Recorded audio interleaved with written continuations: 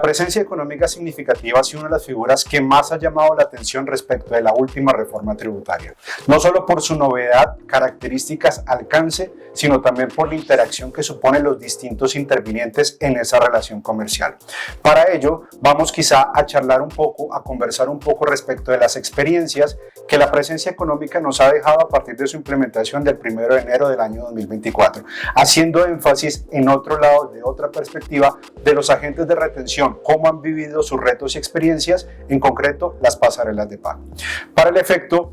y para aproximarnos un poco mejor a este tema, vamos a dividir estas reflexiones en quizá 3 ejes temáticos. El primero, lo que tiene que ver con un contenido un poco más económico, cómo ha sido la transaccionalidad de esos comercios, al menos cross-border, cómo ha sido su experiencia en términos financieros. Un segundo, los retos prácticos que la aplicación de la figura ha derivado. Y lo tercero, quizá, y lo más novedoso de estos 3 comentarios, las propuestas de mejora para una futura y próxima reglamentación. En este primer segmento de contenido económico, lo que podemos decir o lo que podemos quizá anticipar es que la transaccionalidad de los comercios internacionales desde la entrada en vigencia de la presencia económica significativa en el 1 de enero de 2024 respecto de un periodo anterior como pudiese ser el 2023, lo que hemos visto al menos en transaccionalidad y en volumen de transaccionalidad es quizá no una diferencia, no un decrecimiento.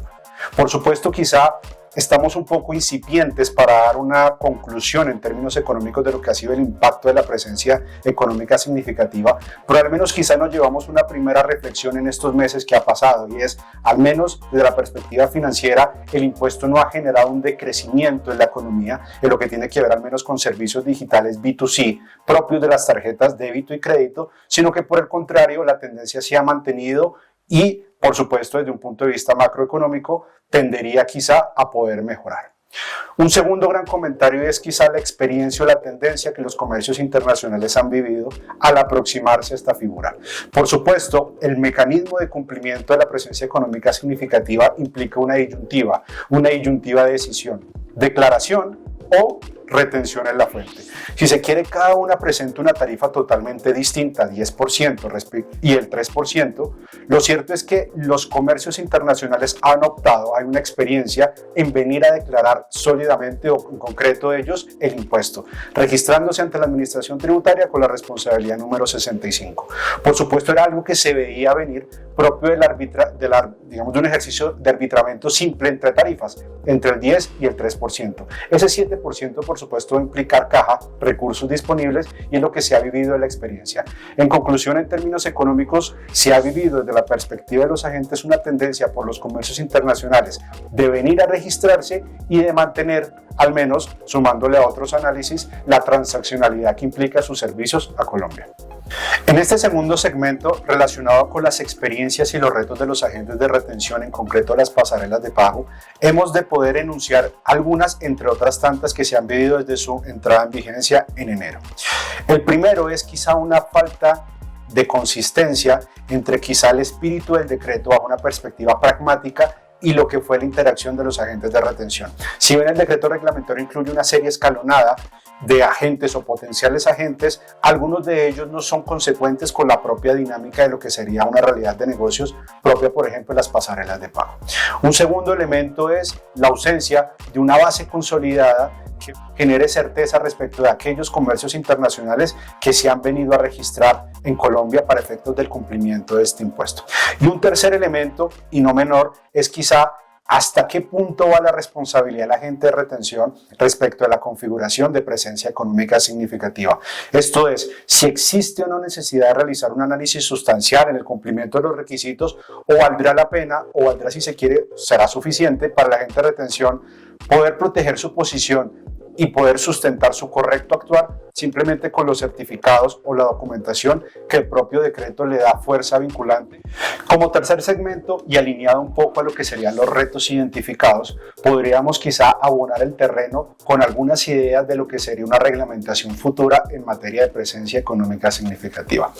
En el primer segmento, en el primer reto identificado en cuanto a la existencia o interacción de los agentes de retención, podría pensarse en quizá una reglamentación que sea un poco más atinente o atienda de mejor forma la realidad en la que se mueven este tipo de negocios. Por citar un ejemplo, en las pasarelas de pago, dentro de sus esquemas de modelo agregador,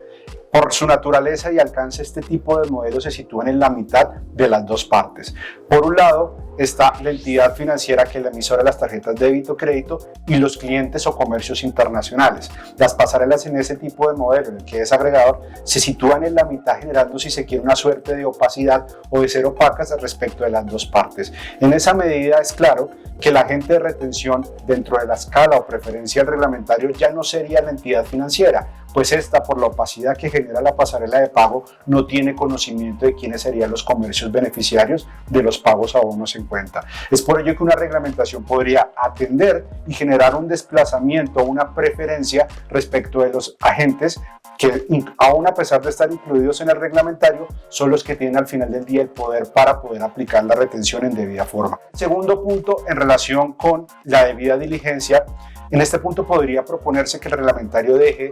si se quiere, o otorgue esa fuerza probatoria a los certificados y al registro único tributario que ha obtenido el no residente con la responsabilidad 65. Si bien es cierto, en la práctica es necesario, subyace la necesidad de realizar algún análisis sustancial, este análisis no podría exigirse al agente de retención o no sería debido, pues al menos desde la perspectiva colombiana, él carecería de los elementos de juicio completos para poder generar una decisión de fondo. No pensarse en que el reglamentario genere alguna suerte de facultades a la administración tributaria para que cree, mantenga y, si se quiere, actualice esta base con base en los comercios internacionales que han optado voluntariamente por su registro. Por supuesto, la administración tributaria es quien sabe de primera mano cómo han evolucionado estos procesos y qué comercios se han marcado con la responsabilidad número 65. Esto sería un paso que quizá abonaría a los contribuyentes y más que todo a los agentes de retención a darles seguridad jurídica en su actuar, partiendo de una base oficial donde simplemente extraigan la información.